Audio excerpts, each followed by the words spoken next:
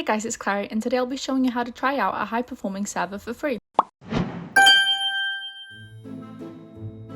Firstly, you want to head over to Server.pro and then you want to sign up for an account. It's super simple, you can even sign up using your Google account. Once you're all signed up, you'll be at this homepage area where you'll see all the servers we've got. For Minecraft Java, press it at the top here and then press the free trial button at the top. Below, you can also choose a different location for better ping, but most locations are available only when you upgrade. Once you're done, click continue with free and then you can create a host name for your server. Once that's done, make sure you press create server. You'll then be taken into the dashboard where you'll see a Minecraft Java service pop up here. In configuration, you can go ahead and change whether you'd like it to be modded or not and what version. And that's it. You can connect and test out our high performance servers. Keep in mind that the servers do turn off automatically after an hour, as that's the free trial limit. If you want to keep it up, you're going to have to hit renew before the server turns off. Also keep in mind that after 24 hours, if the server is not renewed, it will be automatically deleted from our database. However, you can upgrade at any time to keep your files.